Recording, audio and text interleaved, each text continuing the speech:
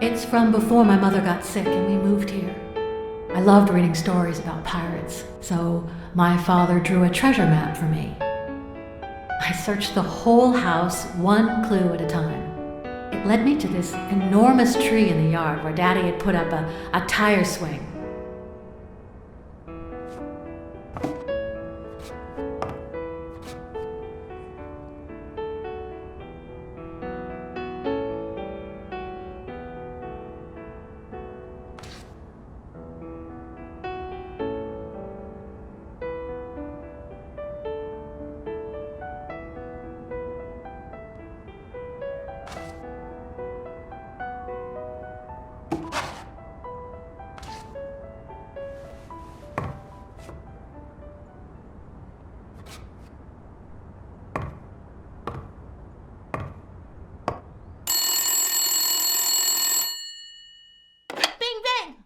Hello, Smirnoff residence.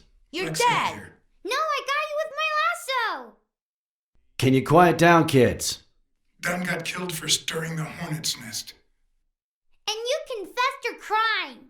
Kids, please. He'd been investigating athletes for months, including Helen Moore and Al Stone, among others. Dunn's notes aren't all that clear, and I'm not sure what he was after. But I'd say we're facing a widespread corruption case. Well, if you're right, that could be some dangerous evidence. Bring it here ASAP. Sure, but there's something important that I need to finish first.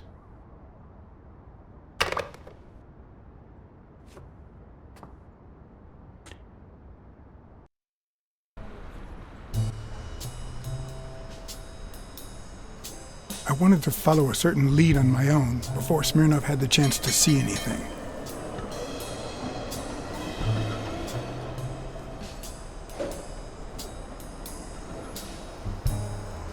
According to his notebook, Dunn had seen Craig Spano at Sam's diner just 4 days before his death.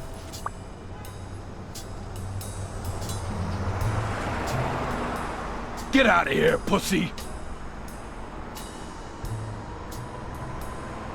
I have some questions for you. Oh, well, maybe I don't have answers for a pussy.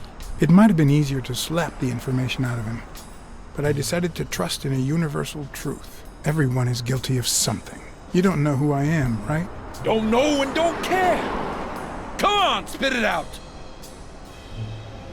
I'm John H. Blackmore, Public Health Inspector. Oh, yeah, right. There are some real freaks around here, so I have to be firm, you know? Have you eaten? Dinner's on the house.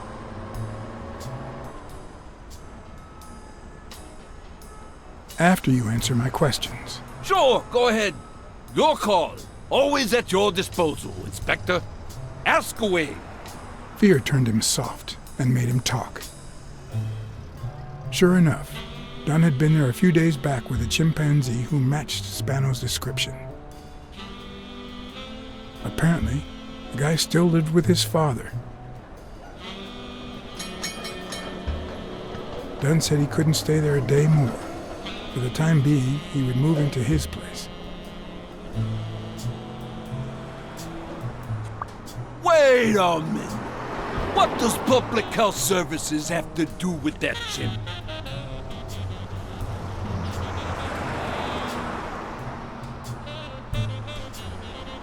We worked together at the Consumer Protection Office. He came in pretending to be a client, and you insulted him. Me? Whoa, I barely even talked to him. Which is even worse.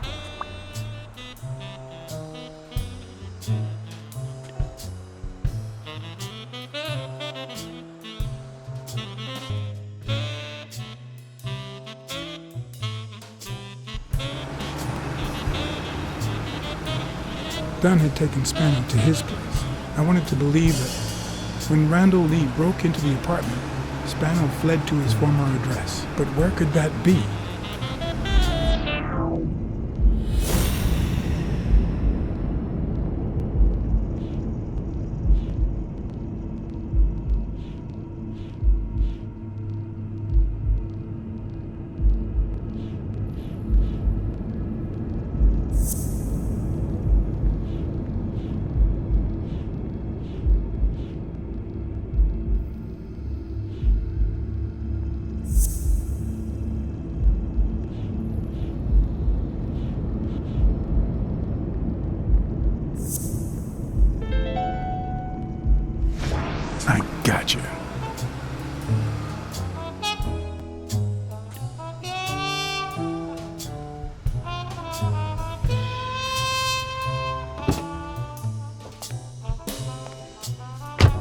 If the living have rich and poor neighborhoods, so do the dead.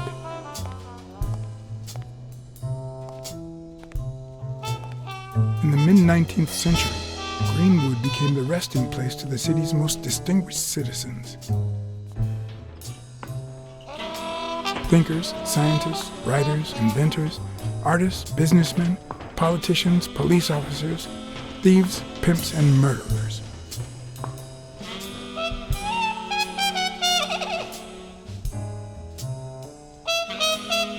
Here lie the bodies of the soulless minds that raised New York from the ground up.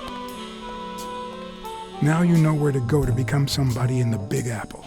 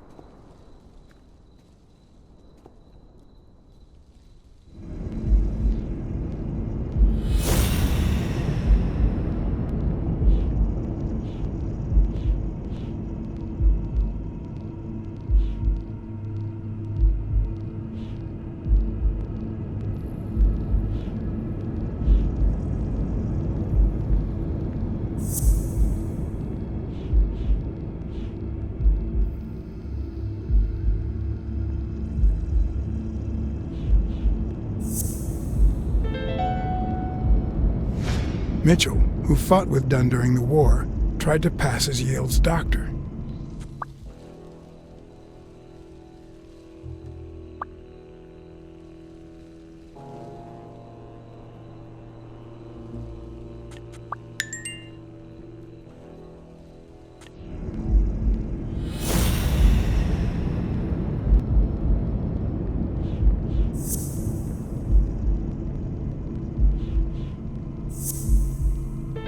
O'Leary wouldn't have sent Randall to kill Dunn. He would have dragged him to his basement, given him his little speech, and then killed him himself.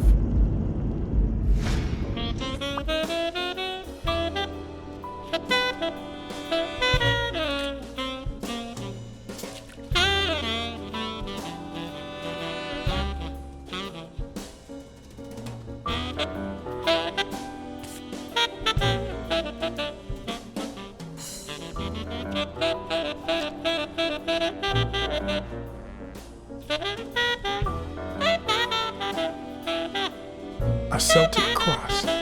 Supposedly, the ring keeps the devil at bay by reflecting the sunlight. Really handy at this time of the day.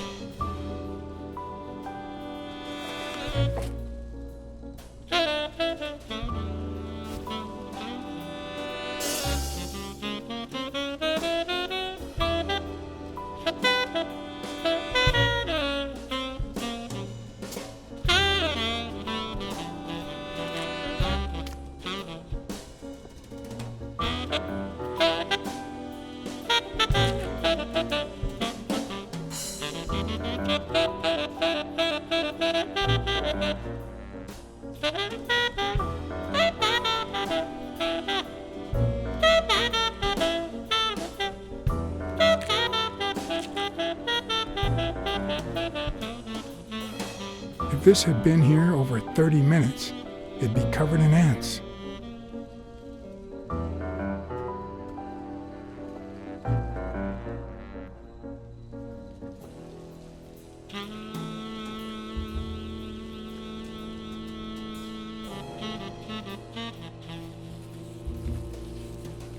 Still hot.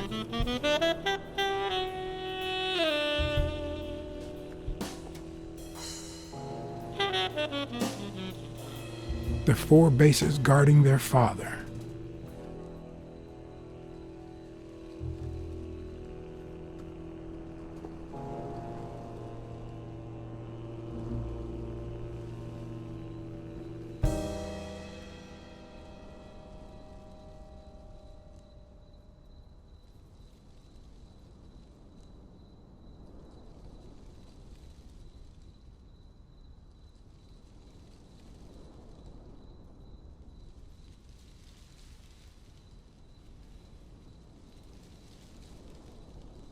According to the book I found at Dunn's place, fans of the sport leave baseballs on Bradwick's tomb to pay their respects. It's strange that I don't see any. Maybe they're gone with the wind, or somebody claimed them as part of their inheritance.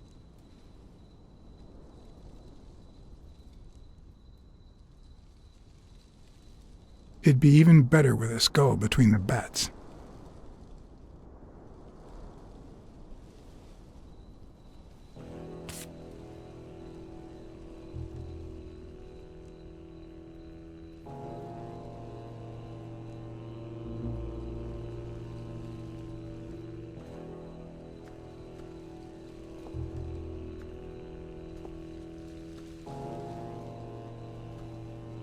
I've never trusted angels. When they fall,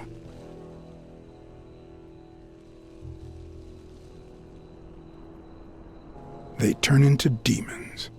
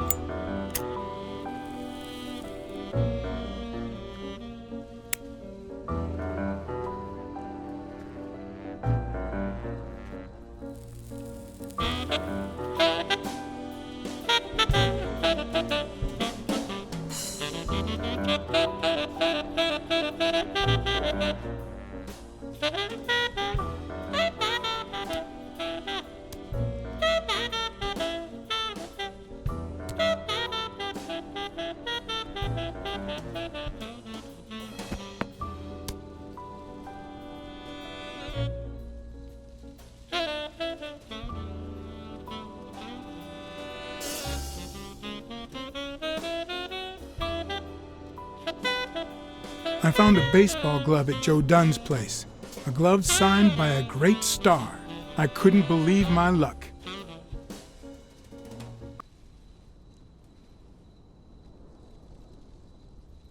I've always been a New York Warriors fan, although, to be honest, they're not what they used to be. Yep, they just haven't been the same without Craig Spano.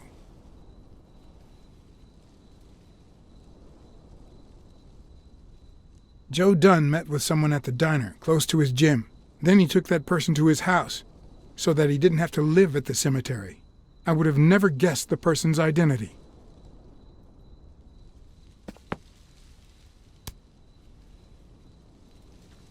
Psst. Psst. Hey.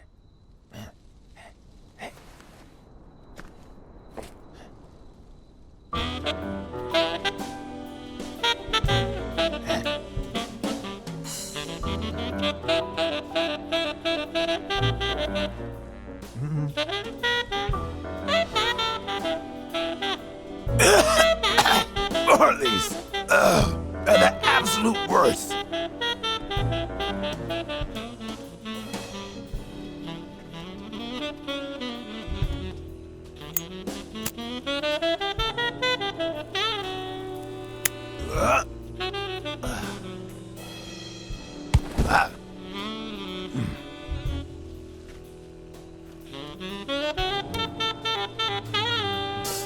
Who are you? I'm John Blacksad, private investigator. How's Joe? One question at a time.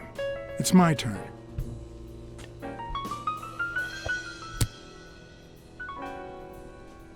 Your turn.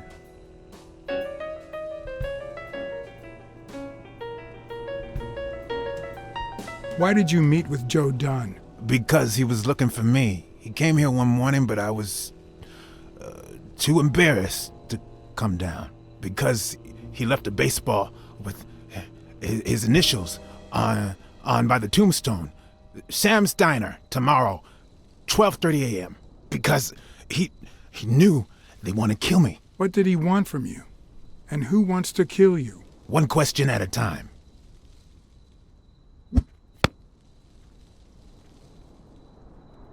How's Joe? What would happen if I told him the truth? Would he lose it? Could I take that chance? Joe Dunn is dead. Murdered. I told you, Joe. How did it happen?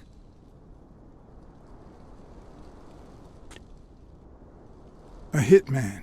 But he's dead now. Although whoever hired him still hasn't been punished. My turn.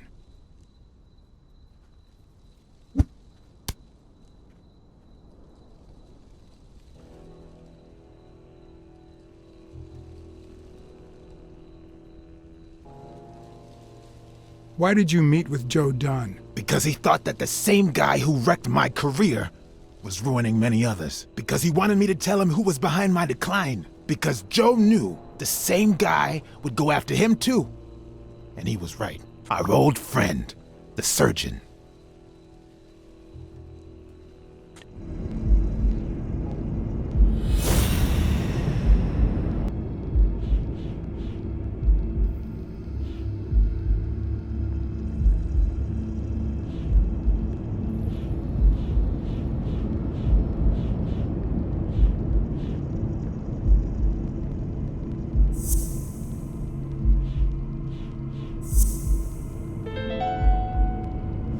Is Mitchell the surgeon? Is he the person behind all of this? That surgeon you mentioned, is he... My turn.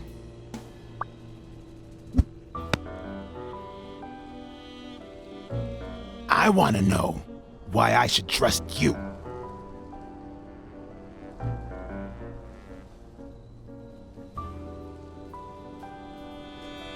Because I take my job very seriously. It's my turn. That surgeon that you mentioned, is he in this photo I got here? Ow! Hey!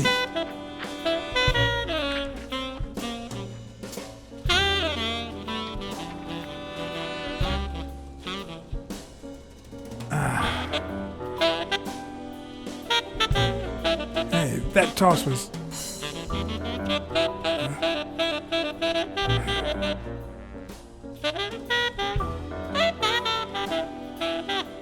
Both my ear and my self-esteem would hurt for days. But at least I had a new lead to follow, the surgeon. The bastard had avoided my scrutiny by passing as a hospital doctor. But now, all of my senses were on guard. No matter how good the disguise or how well he hid, I would find him.